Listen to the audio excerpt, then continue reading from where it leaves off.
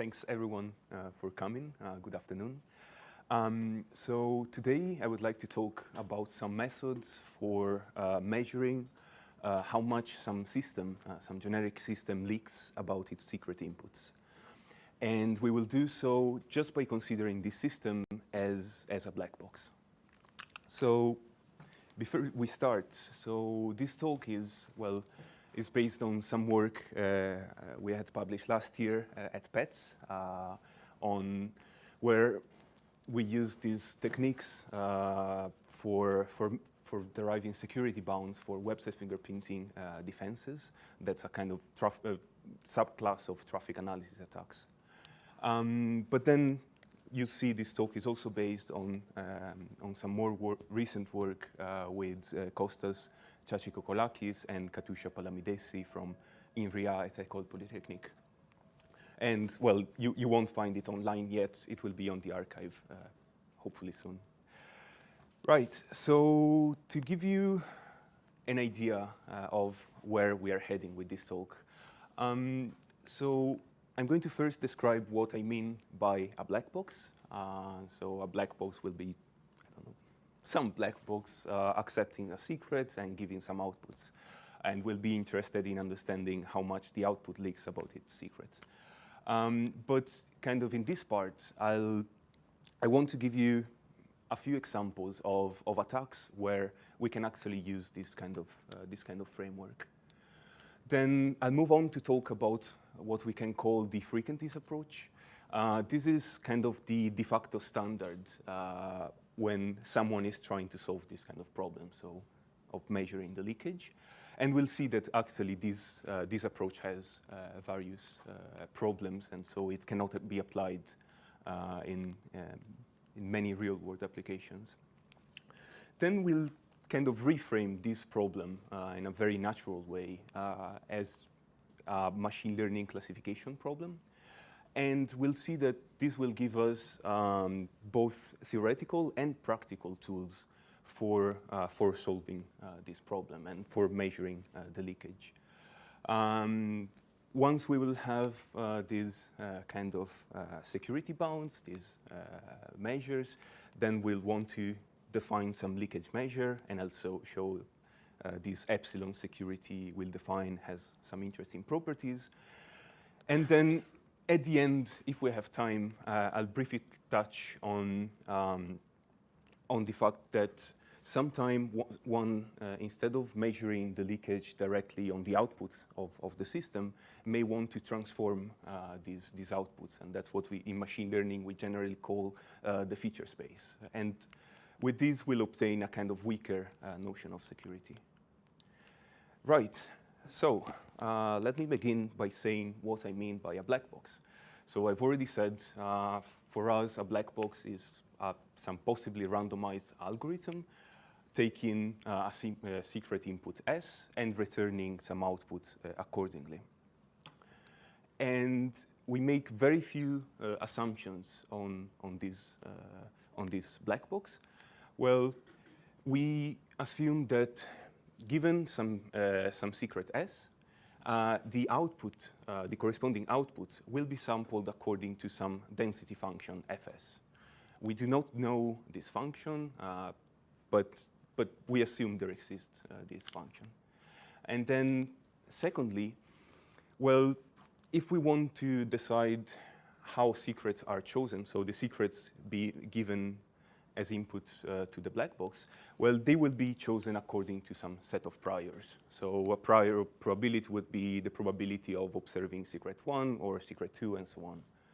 But we'll see that this second requirement is not actually important when we'll develop the leakage measure, I'll show you later, which will be essentially independent on any choice of priors, which is quite amazing. So the kind of questions we are trying to ask here are very informally, well, how much does the output leak about a secret?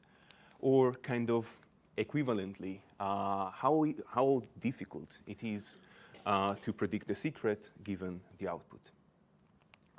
So let me be let me describe the kind of adversary we are considering here.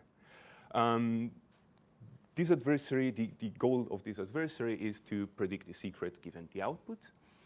And we assume this adversary works in two phases, a training phase and an attack phase. So in the training phase, we give oracle access to the adversary. What does it mean? Well, the adversary is free to query the black box for many secrets, and then observe the output, the corresponding output packs. So what it will do will be essentially, he will create what we'll call some training data set, if you wish, of pairs of secrets and corresponding outputs. Right, so this is the training phase. Now then, in the attack phase, some secret is sampled according to the set of priors I've shown in the previous slide. And the corresponding black box output is given to the adversary. And the adversary has to predict, based on the knowledge he has acquired, the secret. And the adversary will output some prediction for the secret. This is S hat. And we will evaluate how well, or rather how bad this adversary performs with the probability of error. That's the probability that the adversary's prediction is different from the actual secret. And by the way, during all this talk, I'll use some uppercase R to indicate the error of something. In this case, this superscript indicates the adversary. I also forgot to say that please feel free to interrupt me and ask questions, because that's fun, and I don't know, in the afternoon it's nicer, kind of, to, yeah, good start. Is there any constraint on like sample so what's the length of this sequence, for example?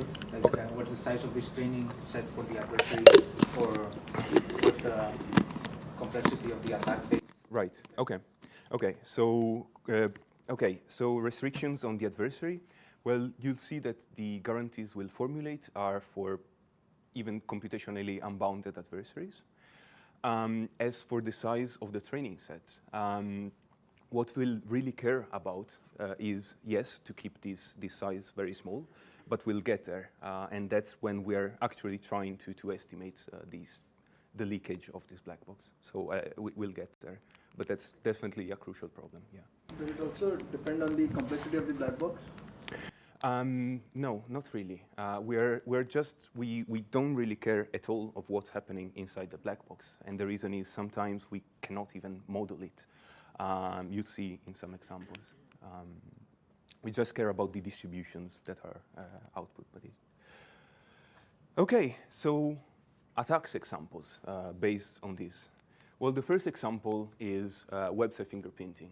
So this is kind of a class of traffic analysis attack. And we consider some victim who is browsing a web page via an encrypted tunnel. Now, you can think of this encrypted tunnel to be Tor, more likely, but it could be even a VPN, if you wish. What is important here is that all the traffic between, well, the victim and the encrypted tunnel is encrypted, yeah, and that the IP address of the web server is not, cannot be observed locally. And the adversary we consider is some passive eavesdropper who, by only looking at these encrypted data, wants to predict which web page the victim is viewing. Now, just to give you an intuition for why or for how this attack may work. Well, suppose, for argument's sake, that the victim could either visit startpage.com, which is a fairly lightweight web page, or freeimages.com, which is just a page full of images. Then the adversary, just by looking at how long it takes for the victim to download the web page, would be able to very simply distinguish between the two. So how does this attack frame within our framework? Well, you can think of the encrypted network and the victim's browsers to be kind of part of this black box, we wouldn't probably be able to model it in its complexity.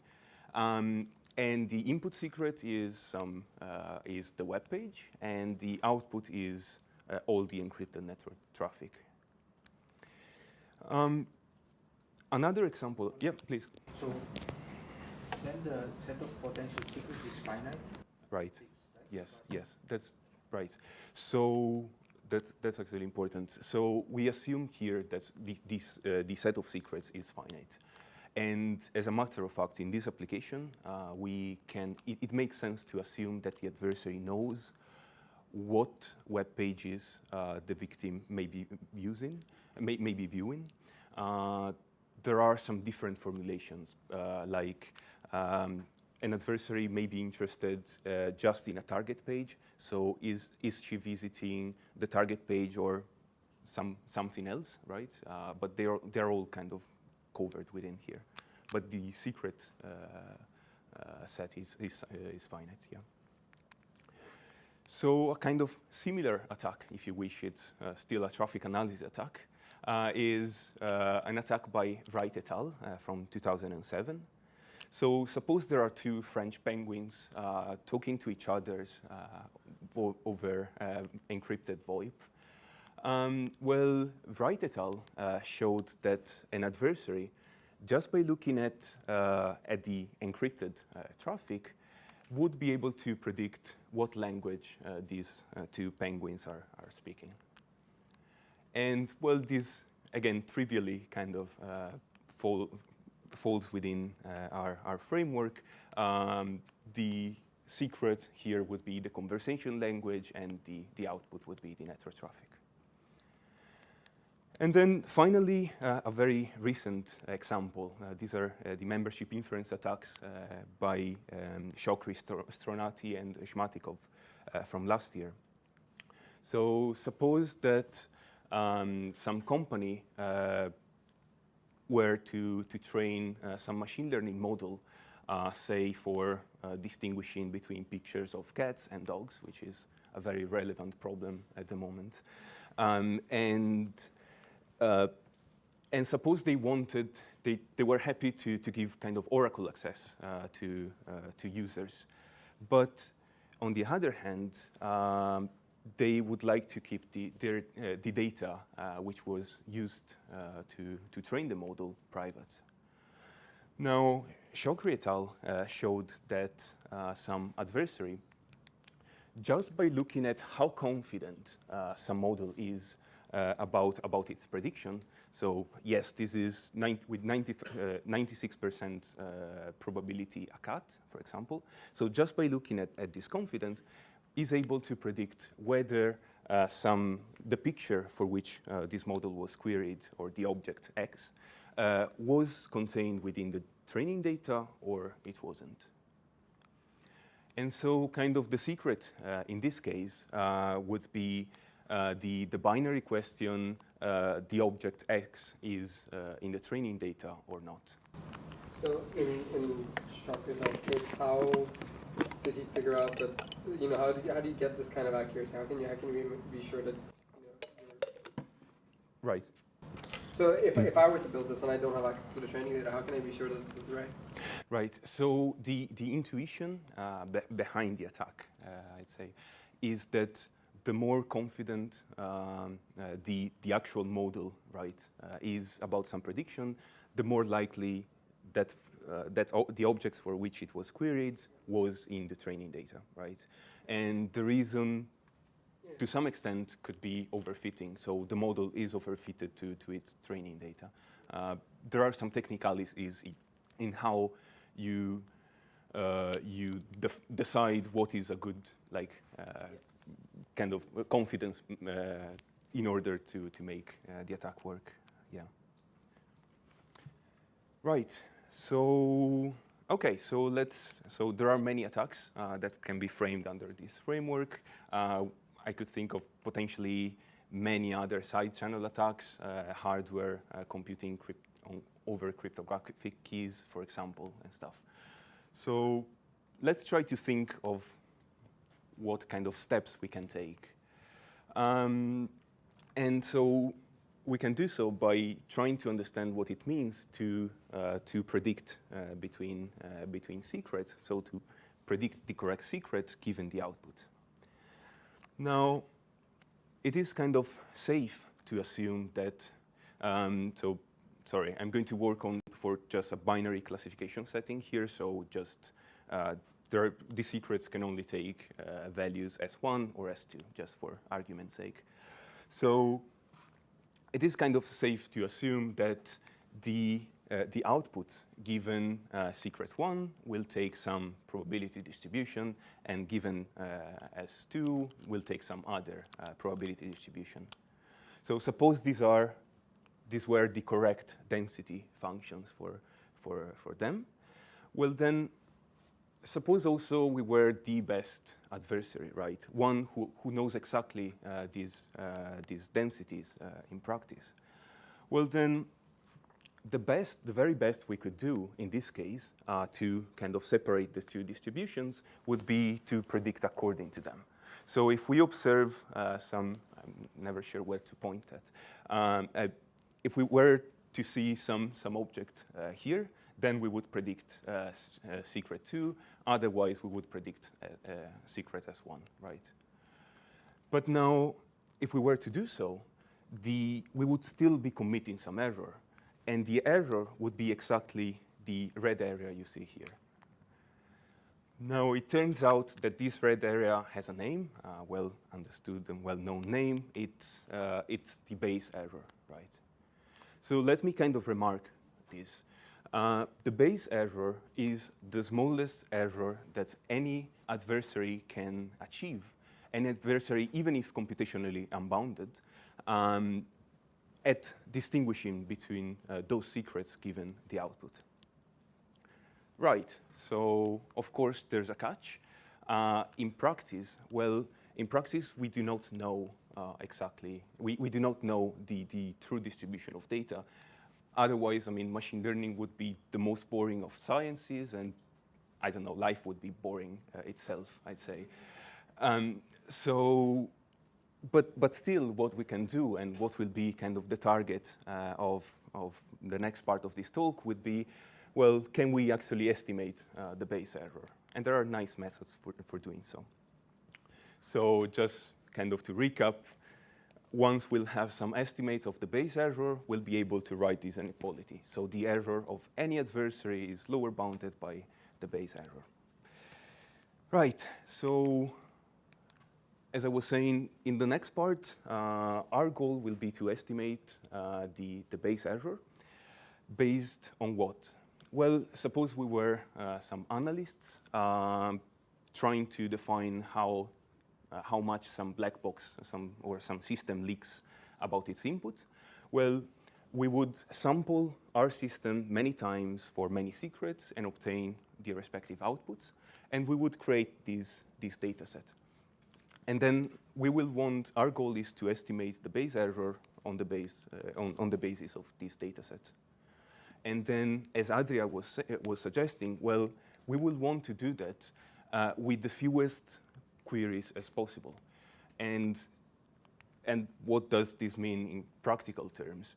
Well, for practical systems, we can expect to query some model for 10,000 times, 100,000 times. More than that becomes really like impractical, because of course to query the system may be costly. So the first approach, kind of, and I would say the de facto only approach today to solve this kind of problems is what we can refer to as the frequencies approach. Now, the frequencies approach, well, had appeared in many papers in completely unrelated disciplines, but it seems to be, it was formalized, to be fair, within the quantitative information flow community, which is the community studying this kind of black box measurements.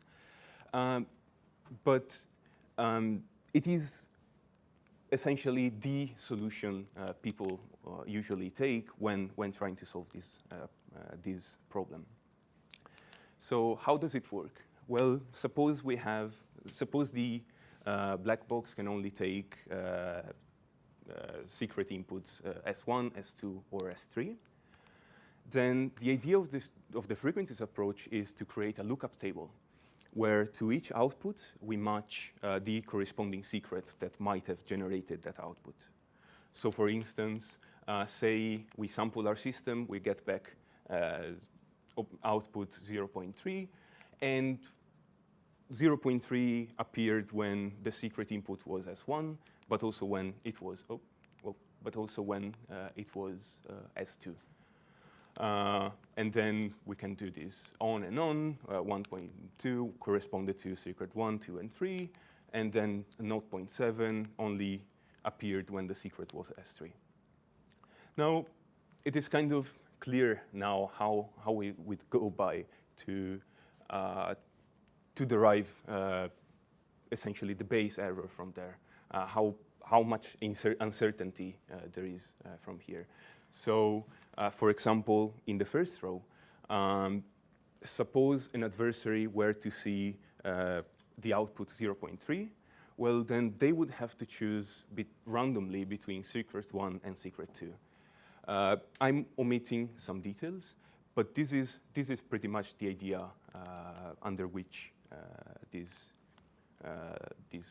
approach works. Right, so nice approach, simple to understand. It has some caveat, yeah. So presumably you're counting how many times. Okay. That's right. So we are actually also taking into account the priors, right? Is that what you're saying? How many times? How many times the secret appears? Okay, yeah. So yeah, that's so say in the first row, secret 2 appeared 3 times, right? Then we would have a higher degree of prior, if you wish. Point bias towards that. That's right. Yeah. It's yeah. So, okay. Yeah, that's why I was saying there are some little things I'm omitting, but yeah. So unfortunately, there are some major drawbacks with this approach. And the problems come when the secret space or the output space become too large. And if they become too large, or even continuous, if you wish, then the frequencies approach would require too many examples in order for the estimate to be accurate. And secondly, this is kind of related. This method tends to be very strongly affected by noise. And there are some examples from the traffic analysis kind of attacks I showed before. So you imagine two network traces which are almost identical, but some packets arrived a couple of milliseconds later. Those two traces are distinguishable for the frequencies approach. You mean the noise in the outputs directly? That's right, yeah. Okay, so anything better we can do? And kind of the claim here is that, yes, we can do better by reframing the problem as a machine learning problem. So let me give you kind of a very tiny primer on machine learning classification. So the problem is very simple. We usually suppose we have a training data set of examples of secrets and corresponding outputs. And then we are given some new test object, and our goal is to predict the secret. How do we do this? Well, as analysts, we select what we call a learning rule. And this learning rule is an algorithm which looks at all the training data and selects a classifier. And this classifier will be able, given the new observation, to output to make a prediction for its secret. Examples of learning rule you might have heard of, I don't know, SVM, logistic regression, neural networks, whatever. So the way we evaluate the whole this system and this learning rule really is with its expected probability of error for the new prediction, which corresponds just to this probability you're seeing here now. So I think you might see where we're heading to. I mean, this is super similar to the black box problem, right? We are still trying to measure exactly the same things. And it turns out there are some nice learning rules which we can use exactly for that problem. Before that, I would like to establish I would like to tell you about a couple of impossibility results. And these are results that we will always have for any kind of measuring estimate we may want to make. So the first one says that if the output space is, say, the real numbers or real vectors, but I believe the proof also works for like just an infinite space, then we say you come up with an estimator of the base error, then there exists always some distribution for which that estimator performs very poorly.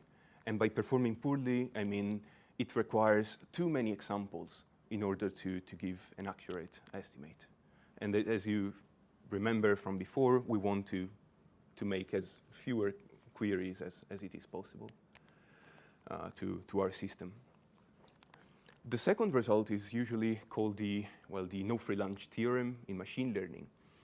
And it says that, well, a priori, if we make no further assumption on the distributions of which are output from the black box, then there is no optimal kind of estimator.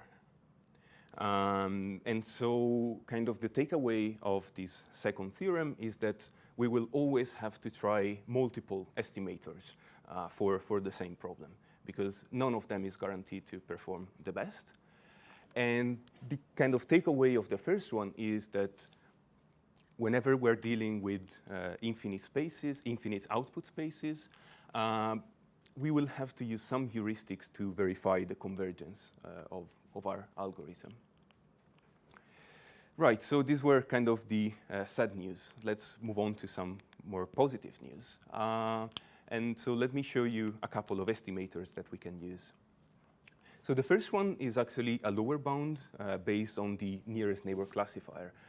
For those who know, that's the one nearest neighbor classifier. Yep. Yeah. So regarding the overall goal here. So Sorry? The overall goal is to like be able to tell, say something about the input of the black box, right? But the distribution of the input seems to be important, because if you have like secret 1 and secret 2, and most of the input is secret 1, Yep. Right. then you will be very accurate by just always saying secret 1. Right. Okay. So we're going to go there. And if you remember at the beginning, I said we won't really care about prior probabilities, which is exactly what you're saying. And you'll see that the leakage measure we define is completely independent from that. So you can make guarantees regardless the distribution of the secret inputs. Right. So how does the nearest neighbor rule works? Well, suppose these are our outputs from the black box. So we have some two-dimensional space, and blue means secret 1, and orange means secret 2. Then suppose we have some new output for which we want to predict a secret. The nearest neighbor rule tells us to predict the secret of its closest neighbor. And this is with respect to some distance metric.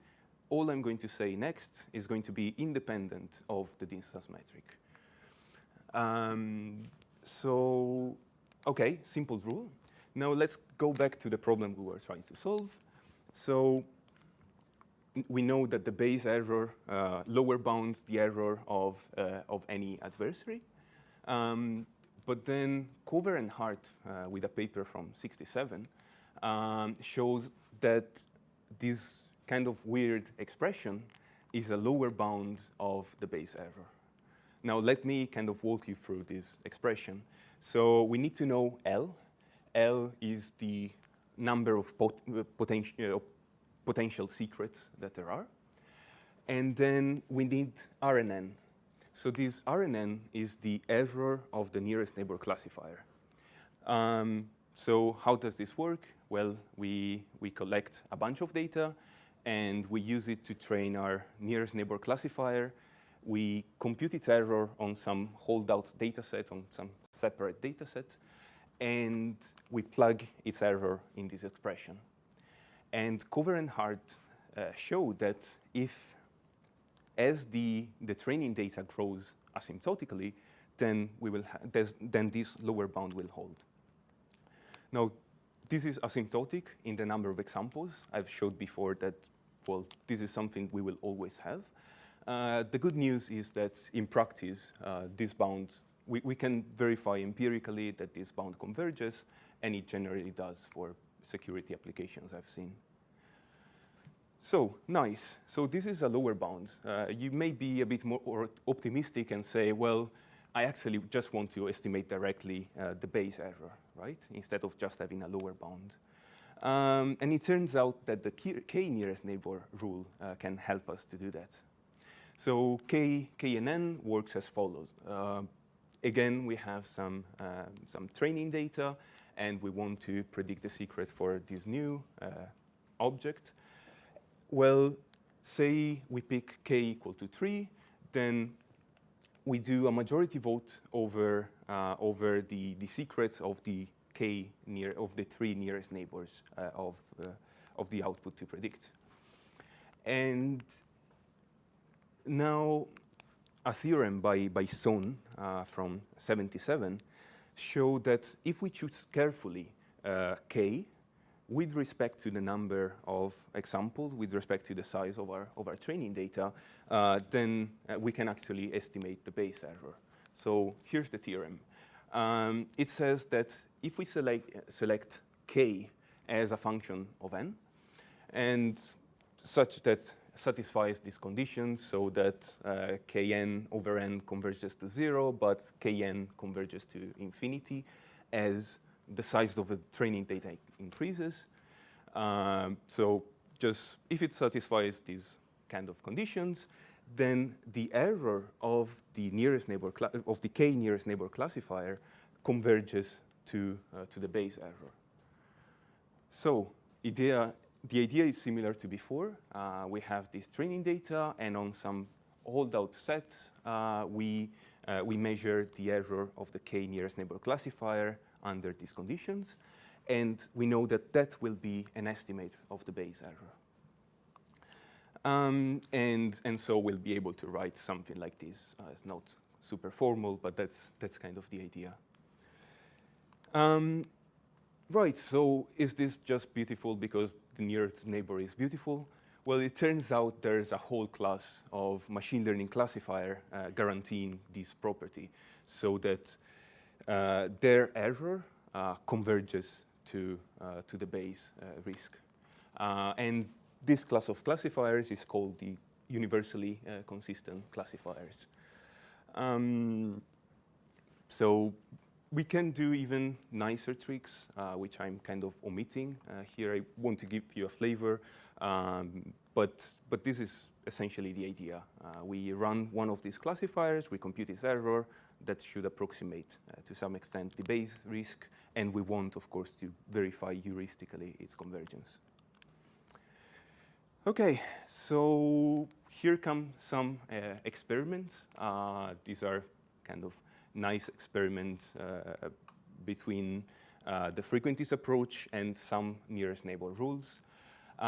This is the distribution, the probability distribution we're considering. It's a geometric one. These are two adjacent secrets, so you can imagine now we will increase the number of secrets, and they will all be separated by this much, as you see here. So here they are. So here we are looking at the estimate of the base risk for the frequencies approach and some other nearest neighbor rules. And these estimates are given in terms of the number of examples. That's the size of our training data. And well, what is fairly clear from here, well, I forgot to say that here clearly the base risk is 0 because, well, we can like perfectly separate these two distributions. And what you can see here is that nearest neighbor rules can actually make use of the notion of distance that there exists in this particular distribution, and they can converge very, very quickly. So I believe convergence for nearest neighbor here happened within 500, 800 examples, while, well, the frequentist approach here didn't converge until, I don't know, just below 100,000 examples. But things become worse if we increase the size of the secret space and of the output space. And it becomes even worse now still for the frequentists if we increase the space even more. Now, this number, these 1 million outputs, may look like a very big number, but if you think about it, that's just below 4 bytes, right? So if you take an integer, that clearly has many more possible outputs than that value. Okay, so we have some ways to estimate the base risk. I would say that we shouldn't be too happy because, well, there are still some problems to solve, and it's exactly what Adria was suggesting before. And the point is that the base risk itself is not really, does not give a very good indication of under which setting we actually measured it. So let me make you an example. Suppose there were 2 equally likely secrets, then some adversary, just by random guessing, so even without looking at the output of the black box, just by random guessing would commit 50% error, right? But then suppose that one secret was more likely than the other secret. Well, in this case, clearly, by random guessing, and I need to precise this, I need to remark this. By random guessing, I mean by returning as output always the most likely secret, right? So assuming some adversary knew the actual probability, so the adversary always returns secret 1 here, right? Then just by random guessing, the adversary would achieve better than 50% error. So this isn't quite what we would like, and that's why the paper last year, I suggested this leakage measure, epsilon, which normalizes the base risk, or the estimate of the base risk, with the error of random guessing, as I defined it before. And it turns out that this measure has some very nice properties. So epsilon is within 0 and 1, where 1 means perfect secrecy, perfect security, sorry. In other words, if epsilon is 1, the adversary might as well just ignore the output of the black box, and he should just randomly guess, pretty much. He would have no advantage into random guess, and into observing the output, sorry. And indeed, this is not a new concept. This is just a generalized version of 1 minus the advantage. Advantage is this concept used in cryptography for describing exactly how much advantage does some adversary have with respect to random guess. And then, well, it turns out that an even more nice property holds for this. And it was actually Kostas Chachikokolakis who made me notice this, that this so-called miracle theorem holds. So suppose we were to compute the leakage measure for some uniform distribution over the secrets, then we can guarantee that the leakage measure computed for any other distribution over the secrets would be higher, right? So essentially, in practice, what can we do? Well, if we do know the actual prior distribution over the secrets, we can compute our leakage measure and have tight bounds. But if we do not know them, then we can simply compute the leakage measure for uniform distribution over the secrets. And we already know that that will be a lower bound for any other leakage measure we can compute. Okay, so, yep. Could we just go back to this slide where you define what epsilon is? Yep, yeah. Right. So that's your estimate of the Bayes error. That's right, yeah. Okay. Yeah. Estimator from the KNNs or Sorry? estimator from? It could be from KNN, could be from any universally consistent. It could be even frequentist if you are. So yeah. So one question about Bayes error. So you said that if the two distributions don't have like common support, then the Bayes error is zero, right? In the example. Okay. Well, so in the example, in this example, clearly, yeah. Next one. Yeah, sorry, I'm trying. Yeah, so I mean, clearly here, like the probability of the distribution of this distribution here is negligible, right? So you have essentially zero Bayes error. I don't understand the definition of Bayes error. Okay. Is this an area that does not necessarily add up to 1? So, I mean, this is what? So if they had 1 point in common with probability for P for both of them, Yeah. what would be the Bayes error of this? If they had, say again. Only 1 point in common in their support. Okay. Are we talking about an infinite support? Or, like, I mean, if it was infinite, if it's just 1 point, it's nothing, right? Okay. Then there's only 1 point where they have a non-zero probability, both of them.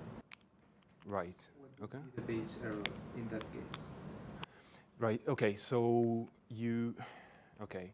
I'm trying to think of the way to define it. So the Bayes error is you can define it as okay. So we just have two possible secrets, right? Then you want to. So I'm thinking of something like 2 secrets that can take 2 values each. Okay. They can only coincide Okay. in one of them. Okay. Okay. Then in that case, the Bayes classifier, that's kind of the ideal classifier who knows exactly those distribution, would output the most likely value for those, right? So say you have this particular point, right? The secret 1 has probability 0.3 and secret 2 0.4. Okay. Then the Bayes classifier would output 0.4, and the error you would commit would be 0.3, right? Okay. And then you do that for all the output space, clearly. Okay. Yeah. When you highlighted the intersection. Yeah. Yeah. Well. Okay. Yeah. Yeah. That was kind of continuous. Yeah. So yeah, in the continuous space, you clearly just integrate. So yeah. Okay. You see what's the frequentist actually approach to quantify, to estimate the Bayes error? I don't think we saw it like the. Right. So because we saw the formula for the machine learning one, but right. So there's no. Oh, damn it. There's no. I haven't provided any formula really here. Yeah. So the idea here is, okay, suppose this is the actual observations you have made. So this only appeared once, this only appeared once, right? Then you account for 50% error here. And then here it's 1/3, and here was zero error, right? And then you sum over them with the priors over the output. Yeah. Okay? I can show you the formula later. I just don't have it in the slides. Sorry, what was the comment about the priors? You said, what do you do with the priors? On the priors on the output. Okay. Right. So yeah, you want to. I get that. Yeah. Okay. You essentially compute probability of each output condition on each input, right? This is what this table is. And then you use that. That's right. Yeah. No, that's exactly it. Yeah. If you have questions, I'm just very surprised that the machine learning works so much better than the frequentist approach. I'm trying to Okay. find intuition for this. Okay. So let me give you this intuition. Suppose, in the continuous case, it's probably kind of trivial to see why the frequentist approach wouldn't work, right? In the continuous space, you would have to obtain an example for each possible output, and that's right. So you could discretize, but that's a whole different problem. So let's pick the discrete case. Right, so in the discrete case, the frequentist approach may sometimes work better than the, than KNN. What KNN is able to do is it exploits some notion of distance within the outputs, okay? So this is kind of, the example I showed you is kind of one of the best scenarios, I'd say, for the geometry, for the KNN, say. And here it's pretty clear that this distance is going to help you, right? Sure. But if the principle is if the secrets corresponding to two outputs, right? If they tend to be identical, right? So, if neighborhood actually makes it likely for secrets to be identical, then the say KNN will help. I have counterexamples, if you want, of some particularly weird distribution for which we can make the nearest neighbor approaches just fail miserably. Intuitively, it seems to me that also the frequentist approach somehow exploits the distance. The point is that it defines a distance. So, like in the table there, from that table, I think you can define a distance basically where two secrets are close if they come up with similar outputs. Right, but then you would be doing nearest neighbor. Exactly, right? exactly. Yeah. So the one nearest neighbor can be really defined very similarly to the frequentist approach, and absolutely. But then perform so much better. But then the KNN doesn't generalize to the frequentist approach. No, I believe. The NN does. Yeah, you cannot. Yeah, and in fact, when in kind of those weird distributions for which nearest neighbor rules fail miserably, KNN fails even worse, right? Right. I just had kind of one last slide before conclusion. So sometime, and there was no time to really talk. There should be more time just to talk about this. But sometimes, instead of trying to compute the base error directly on the output space, we may want to transform this space. And this is, in machine learning, it's pretty standard. It's what we call the feature space. So let me give you an example. And the goal is to reduce the number of examples needed for the convergence of the estimate. So consider some network traffic described very oddly here. We observe packets over time with their size. Direction is indicated by the color.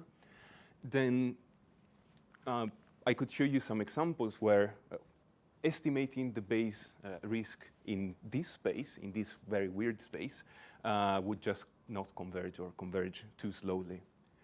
And so what we want to do is to extract some useful information from here.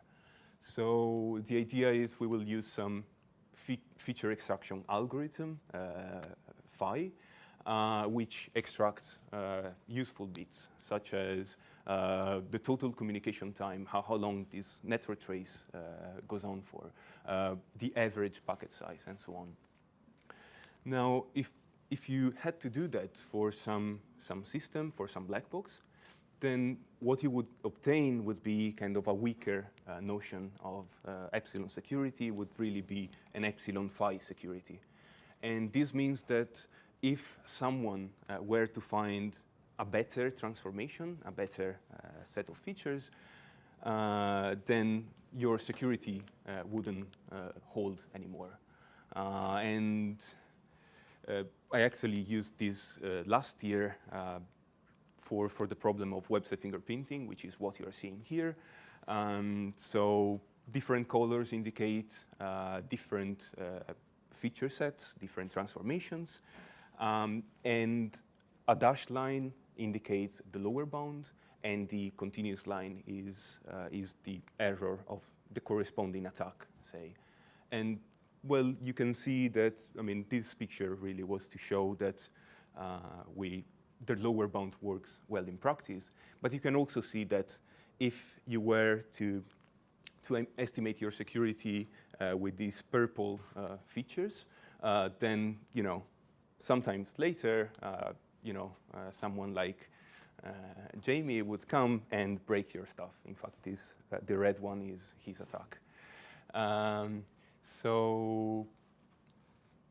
But still, should we refuse this epsilon phi notion of security? Well, in that particular paper, we were arguing that finding better features is actually a very tough job, and so it kind of made sense in that context. Can you define a better transformation mathematically? It's super tough. It's like, so it's just a super tough problem. You can even prove results about the fact that there is no best transformation ever, right? So it's mostly, in practice, it tends to be mostly some analyst understands the problem and says, okay, these are the features you should use. And only the notion of being better in terms of accuracy of prediction. Sorry? What is the notion of being better transformation? How do you define it? Well, you can define it again with respect to the base risk in the way we defined it, say, or whatever notion of risk you may have. Yeah. Okay, so this kind of concludes. Kind of to recap, I showed you some this black box formulation, and I hope I kind of convinced you that it can that many attacks can be framed within it. Of course, if we have to use this kind of approach, we'll always have some asymptotic results for continuous output, say, and the no free lunch theorem. So it means we will always have to try many estimators. And all of this work is kind of, so all of these problems, of course, would be solved if we were to do a white box analysis, right? So if we were just to tear apart our system and look inside and try to formally model it. But that's unfortunately not always possible. And in fact, most of the times it is not possible for side channel attacks, say. I've shown some nearest neighbor approaches that work well. There are many more universally consistent methods that can be used for the same purpose. And I've shown you this notion of leakage epsilon with nice properties. And this epsilon phi security with its problematics, but sometimes we have to do that. So this is all. I tried to shortening the list of references, but I couldn't. You can find more information. I'm kind of keeping this sort of FAQ-style blog post with developments of all of this, and I'm going to conclude here. So thank you very much for listening.